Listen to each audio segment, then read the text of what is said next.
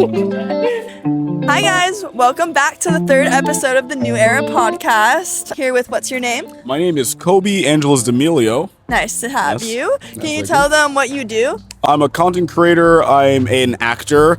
I'm also a weird guy, but not in the bad way, in the good way. Noted. Yeah. No, but I feel like that's what makes your comedy videos so relatable and funny, because you're not scared to put yourself out there for the raw thoughts, you know? Yeah, there's a lot of things I've just like, thinking like, is anyone gonna like this? Is like, wait, yes, someone out there is gonna be, look at this and like, that is weird, but I needed to see it. Exactly, Yeah. though, and I feel like that's what people need to understand, that people will respond to the authenticness of you, you know? So how long have you been making content for? So consistently, I'd say since 2020, which is when I actually like started my TikTok. Before that is 2018, when I was like, I think I can make something out of this. Nice. But yeah, once COVID hit, it was like something that I was like, okay, now I have a lot of free time. I have all these ideas. Why not film them? Right. COVID changed a lot of things for people, I feel like. What's some struggles that you've gone through as becoming the content creator that you are today that you'd like to share?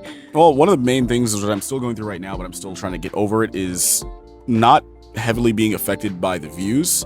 Because every time like I make a video and I think like, okay, this is like a great video, and then the views are bad, and then like I'm hear people saying like, oh, if the views are bad, that means like your video didn't do as well, you didn't make a good video. But it's like, no, I put a lot of work in this video and I know this video would do well, but some apps do like suppress like, what do you the think views. is the reason why? I've realized that like there's a trend of like quantity over quality as of recently, so it's I've like, noticed that for sure too. it's like if you're posting a lot, then they'll be like, okay, people are seeing this, people are liking it, whatever. But if you take a lot of time, even if you're putting a lot of work into it, and you post it, they're like, oh, well, this person's not really consistent, why should we show their videos? Absolutely. So I feel like it really is like a balance between like making it authentic and being consistent. You know, like everything's different for everyone. Everyone has their different niche of doing it. Yeah. What's like a event or like maybe some type of story you can tell of like some type of mishap with content creating? Mishap of content creating? This is like kind of just like something that happened a couple of years ago. Yeah. I was filming a video where I was just playing like a villain and a hero. And in the video, the hero gets thrown into a wall Okay. by the villain, and starts off like that. And I was like, okay, I did a few takes. I was like, I did one last take. I was like, okay, that was pretty good, but I want to take one more shot, just one more shot. And I redid the shot, threw myself in the wall, and a giant hole in the wall. Oh shoot! Was it your place or? It was when I was living in New York, and it was with my mom. So it was my mom's. Not my mom's place, but a place we were renting. Not the mom's wall. Yeah. So it wasn't. Yeah, it was like. So it was in the hallway of the the apartment building that we were renting out. Yeah, I see. So it wasn't like my mom didn't have to pay for it or anything, but Right. it was still like a giant hole in the wall, and it was like, oh, and it was caught on camera. I don't know if I saw that video. Yes. But I do look have out the for video that one, guys.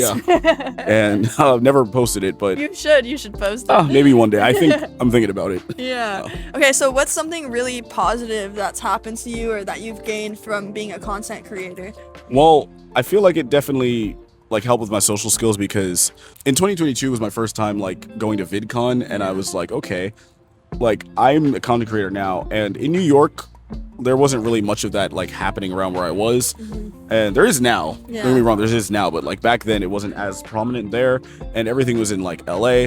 So like me doing my content creation had pushed me to move to LA. Right. Yeah, there's definitely a lot of opportunity out here for sure. Yeah. Do you have any advice for anyone who wants to make comedy videos or become a content creator, someone who's just starting out and might need information? So I can answer for like two of those, because it's like, for one, if it's specifically comedy, it would be like, okay, so if you think something is funny, make that video, post it, and see the reaction.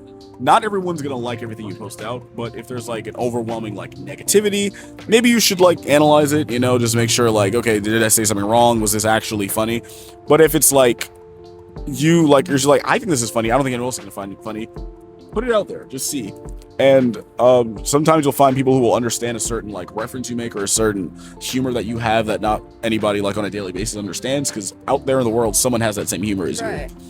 As for content creation in general, basically I would say, I mean, it's kind of the same thing. If you enjoy something that you're posting, post it, and try to not post too much for everybody else. Just post for what you want to do. Yeah, that's really good advice. Unless for whatever reason you do want to make like a lot of like just quantity over quality, then you can do that too if it works. Yeah, it's different strategies for different people. Yeah, absolutely. But never feel like you're put in a box because like you aren't doing what everybody else is doing. Absolutely, yeah. And then that circles back to like, stressing about views or likes.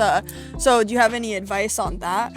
On if if someone is posting something and just really obsessing over the views and likes, you are going to already have somebody who's supporting you. And because I have to tell myself that, because with the amount of followers I have, I would think like there'd be a certain amount of like people viewing it. But then I'm like, oh my gosh, views are so low, views are so low. But then I realize, wait, these are the same people have been supporting me since the beginning. Absolutely. And there's a few of them that, like, for me personally, I don't know personally, but they're still there. Right. And they're still supporting. And it's like a feeling of realizing, oh, people are still watching my stuff. It's like as much as you think people want to see you lose, there's a lot of people that want to see you win. Yes, 100%. Yeah, absolutely.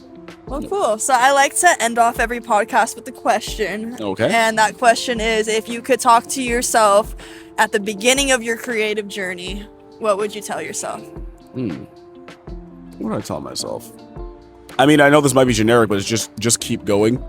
And it's mostly because like there's been times where like I would put off like, oh, I could film this tomorrow, I could film this later, I could post this later, and it would just be like, oh, well, like I'll get there at some point. But no, because if you just sit back and you're like, I can do this another day, then you're never gonna get it done. You're always gonna be one day away from your dreams. You know? Exactly. Yeah. Well, thank you so much course, for being thank you on the for having me. podcast. Thank Yeah, you. I appreciate it. I'm gonna tag him. Make sure to check out his comedy videos. That's Kobe Angeles D'Amelio on all platforms. If you don't know how to spell it, it will be tagged. Yep, and he's hilarious. You guys gotta check him out. Thank you.